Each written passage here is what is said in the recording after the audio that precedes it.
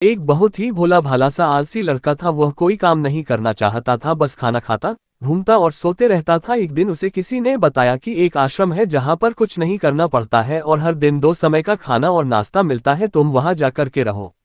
उस आलसी लड़के ने सोचा कि ये तो बहुत ही बढ़िया है और वह उस आश्रम में जाकर रहने को सोचा और फिर वह भोला भाला आलसी लड़का अपना सारा सांसारिक जीवन छोड़कर उस आश्रम में जाकर रहने लगा। आश्रम में गुरुजी रहते थे, वह कुछ समय सबको प्रवचन देते हैं। वह आलसी लड़का सुनता था, बाकी समय आराम करता था और फिर भरपेट खाना खाकर सो जाता था।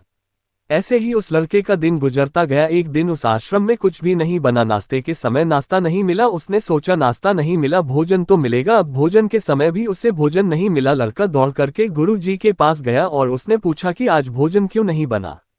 गुरु जी ने कहा कि बेटा, आज एकादशी है और जितने भी आश्रम के सदस्य हैं उनका उपवास है और तुम्हारा भी आज उपवास है, आज भोजन नहीं बनेगा। वह लड़का आलसी था और उसे भूख भी बहुत लगता था। उसने गुरुजी से बोला कि मैं उपवास नहीं रहूंगा, मुझे भूख लगी है, मैं खाना खाऊंगा।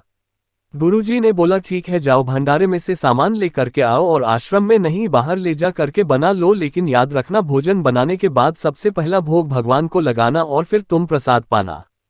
वह लड़का बोला ठीक है और फिर अनाज लेकर नदी की ओर पहुंचा। भोजन पकाने लगा, तैयार हुआ। उसके बाद कहने लगा कि भगवान श्री राम आइए, पधारिए, भोग लगाइए। अब जब उसे लगा कि भगवान तो आ नहीं रहे हैं तो फिर कहने लगा कि मुझे मालूम है आपको तो अच्छा खाने की आदत है, मैं बना नहीं पाया और मुझे अच्छा भोजन बनाने भी नहीं आता, लेकिन जो भी रूखा सूखा बना है आकर खा लीजिए। भगवान श्री राम उसकी सरलता पर बहुत ही प्रसन्न हुए और उस लड़के को दर्शन दे दिए। उसने देखा कि भगवान श्री राम आए हुए हैं और उनके साथ में माता सीता भी आई हुई है, लेकिन लड़के ने सिर्फ 2 लोगों के लिए ही भोजन बनाया था, एक अपने लिए और दूसरा भगवान के लिए। और अब क्योंकि भगवान के साथ माता सीता भी आई हुई थी तो उसने उस भोजन को माता सीता और भगवान के सामने ग्रहण करने के लिए रख दिया। भगवान श्री राम और माता सीता ने भोजन किया और उसके बाद जब वह जाने लगे तो ये भोला सा आलसी सा लड़का बोला कि प्रभु आप आए, दर्शन दिए, बहुत अच्छा लगा, मुझे खाने को कुछ नहीं मिला, लेकिन कोई बात नहीं, लेकिन आपसे एक विनती है कि अगली बार जब आप आएंगे तो कितने लोग आएंगे ये बता दीजिए ताकि मैं उतने लोगों के लिए भोजन बनाकर रखा रहूं। भगवान श्री राम मन ही मन मुस्कुराए और फिर अंतर ध्यान हो गए। लड़का आश्रम गया, दिन बीतता गया और फिर एकादशी का दिन आया और इस बार उसने 3-4 लोगों के लिए अनाज लेकर के खाना बनाने के लिए नदी के किनारे पहुंचा और उसने बड़े प्रसन्नता से भोजन बनाया और इंतजार करने लगा कि प्रभु आइए और भोग लगाइए।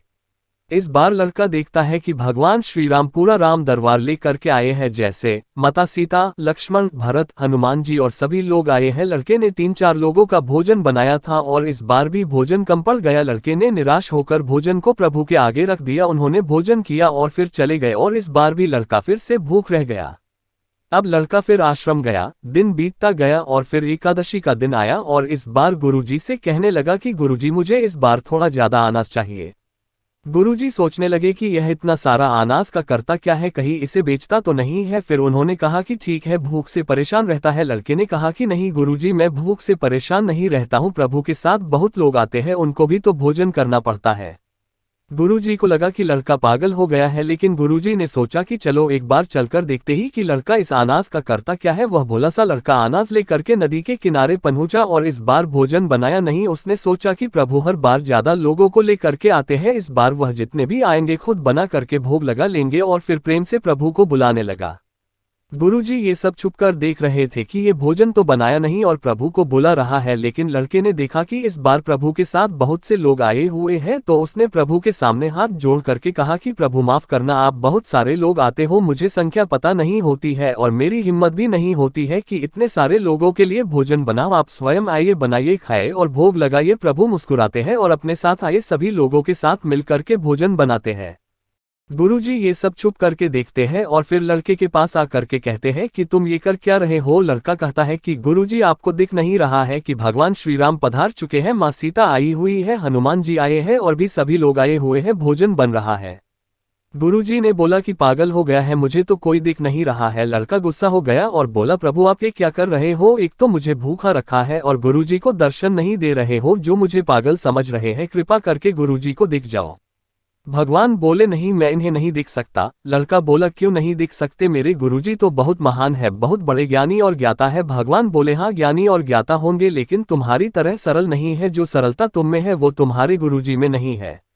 लड़के ने ये बात गुरुजी से कह दी कि भगवान श्री राम कह रहे हैं कि आप में सरलता नहीं है, आप मेरी तरह सरल नहीं है, इसलिए आपको नहीं दिख सकते।